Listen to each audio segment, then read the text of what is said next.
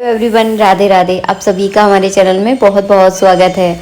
आज से पितृपक्ष प्रारंभ हो गया है, तो ये 15 दिन जो है ना पितरों के लिए होते हैं। तो आपको क्या क्या ऐसे ज़रूरी काम है जो आपको ज़रूर करने चाहिए, जिससे आपके पितरों को शांति मिले और आपके जीवन की जितनी भी रुकावटें हैं वो सारी खत्म हो जाएं और पितरों का पूर्ण आशीर्वाद जो आपको मिले। तो ये ज़रूरी काम जो है ना इस वीडियो में मैं आप लोगों के साथ शेयर करूँगी और बाकी जो ज़रूरी काम है वो आपको नेक्स्ट वीडियो में देखने के लिए मिल जाएंगे। वीडियो की क्वालिटी थोड़ी सी लो है, वो इस वजह से क्योंकि लाइट नहीं है, लेकिन ये सारी चीज़ें आप लोगों के साथ शेयर करना बहुत ज़रूरी है ताकि ये 15 दिन आप इन कामों को ज़रूर करें।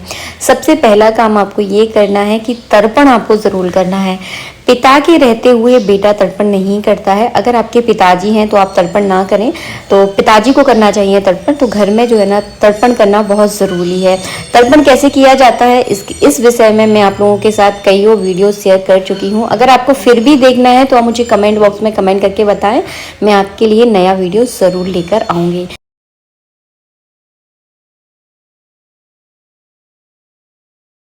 बात का ध्यान आप लोग ज़रूर रखें कि ये पितरों की जो पूजा होती है वो है पुरुष प्रधान पूजा। तो महिलाएं और बेटियां जो है ना इस पूजा को नहीं करती हैं। पुरुष प्रधान पूजा ये मानी गई है, तो आपके घर के पुरुष जो है ना इस पूजा को ज़रूर करें अगर पितरों को प्रसन्न करना चाहते हैं। सबसे पहले आपको तर्पण ज़रूर करना है। सुबह जल्दी उठकर आप डेली तर्पण करें। इसके बाद जो है ना भोजन आपको क्या बनाना है, तो भोजन में दाल नहीं बनाई जाती। मतलब दाल आप उड़द दाल के, मूंग की दाल की आप कचौड़ियाँ बना सकते हैं, दही बड़े बना सकते हैं। पितरों को ये दोनों ही दालें बहुत पसंद है, लेकिन दाल उबाली नहीं जाती। जो हम रेगुलर में दाल उबाल कर दाल बनाते हैं वो आपको नहीं बनानी है 15 दिनों में। इस बात का आप ज़रूर ध्यान रखें। आप चाहे तो डेली रोटियां भी बना सकते हैं। वैसे तो पक्के खाने का मतलब विधान होता है, जैसे कि पूड़ी, सब्जी, खीर, ये सारी चीज़ें बनाई जाती हैं, लेकिन आजकल 15 दिनों तक ये सारा सामान जो है ना कोई नहीं खा सकता है। लेकिन आप ध्यान रखिए, जिस दिन आपके घर में श्राद्ध है, जैसे कि आपको पता है कि हमारे दादाजी का श्राद्ध पड़ता है, हमारे ये पितृ का श्राद्ध जिस दिन पड़ता है उस दिन तो आपको पक्का खाना ज़रूर बनाना है। और पक्के खाने में आपको दही बड़े और कचौड़ी, जो मूंग की दाल की कचौड़ियाँ होती हैं वो ज़रूर बनाई जाती हैं पितरों को प्रसन्न करने के लिए। और श्राद्ध कैसे किया जाता है इसके विषय में अगर आप वीडियो देखना चाहते हैं तो मुझे कमेंट कर दें, मैं आपके लिए ज़रूर शेयर करूंगी। तो कुछ बातों का आपको ध्यान रखना है। आपके घर में जो भी बन रहा है उसका जो है ना 15 दिनों तक आपको भोग जरूर लगाना है। 2 रोटियां आपको गाय के लिए निकालनी है। रेगुलर लाइफ में हम 1 रोटी निकालते हैं, लेकिन जब पितरों के 15 दिनों में जो है ना आपको गाय के लिए 2 रोटियां निकालनी होती हैं। चाहे आप पूड़ी बना रहे हो, चाहे आप रोटी बना रहे हो, आपको 2 रोटियां निकालनी है। उस पर कुछ ना कुछ आपको मीठा ज़रूर रखना है। अगर आपके घर में कोई मिठाई नहीं है तो आप शक्कर रख सकते हैं, गुड़ रख सकते हैं, लेकिन आप रखें ज़रूर। और जो भी आपके घर में, देखिए साधारण सी भाषा में मैं आपको बताऊं, आपके घर में जो भी रूखा सूखा बन रहा है आप गाय को ज़रूर खिलाएं और पितरों के नाम का भोग ज़रूर लगाएं। पितरों के नाम का भोग कैसे लगाया जाता है ये मैं आपको आगे बताने वाली हूँ, तो ध्यान से इस वीडियो को देखें। देखिए सबकी स्थिति एक सी नहीं होती है। आप लोग बोलोगे दीदी हम ऐसा नहीं कर सकते, वैसा नहीं कर सकते, लेकिन मैं आपको एक सिंपल सी भाषा में बता रही हूँ कि आपके घर में जो भी बन रहा है, रूखा सूखा, दाल नहीं बनानी है, बिल्कुल इस बात का ध्यान रखें।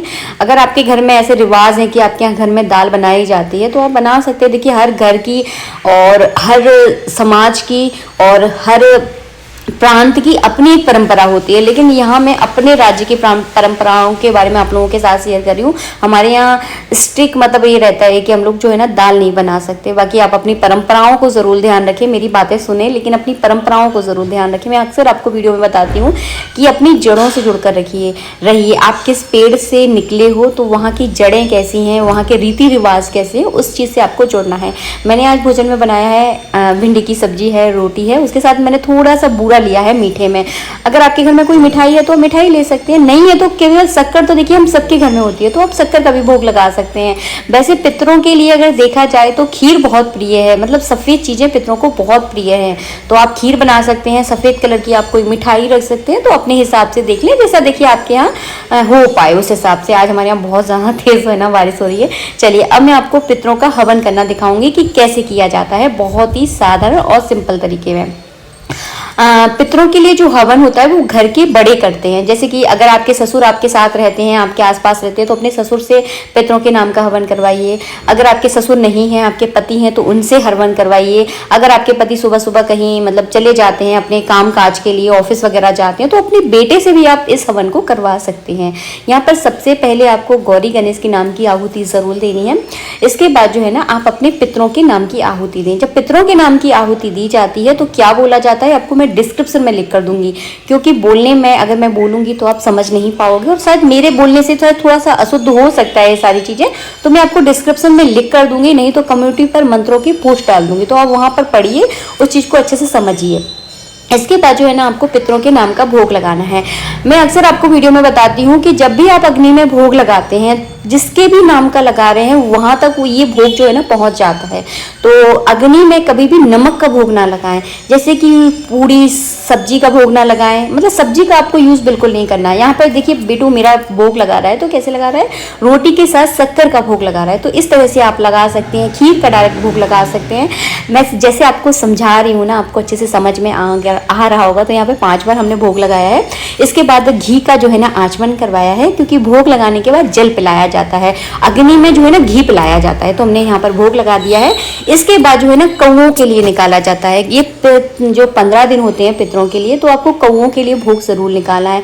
तो या एक जो पत्तल होती है, जो पत्तों से बनी होती है, उसके ऊपर कौओं के लिए छोटे छोटे से टुकड़े करके जो है ना थोड़ा सा उसमें घी बूरा या फिर खीर जो भी मिठाई है उसमें मिलाकर आप रख दें, तो कौवे जो है ना उसको खा जाते हैं। ये हमारी परंपराएं मैंने नहीं बनाई है, ये हमारे बुजुर्गों ने बनाई है, और इनका कुछ ना कुछ महत्व जरूर है अगर हम इसे बारीकी से देखें तो इस तरह से जो है ना आपको भोग निकालना है। और लास्ट में आपको निकालना है कुत्ते के लिए, तो कुत्ता भी बहुत ज़रूरी होता है, इससे आपका राहु ग्रह बहुत अच्छा होता है।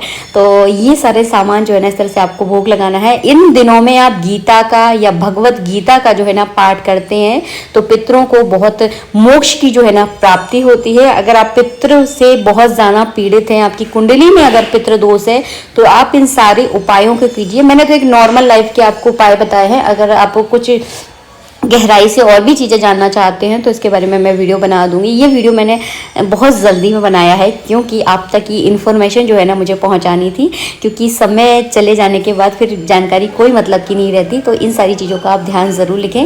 नेक्स्ट वीडियो में मिलेंगे। राधे राधे।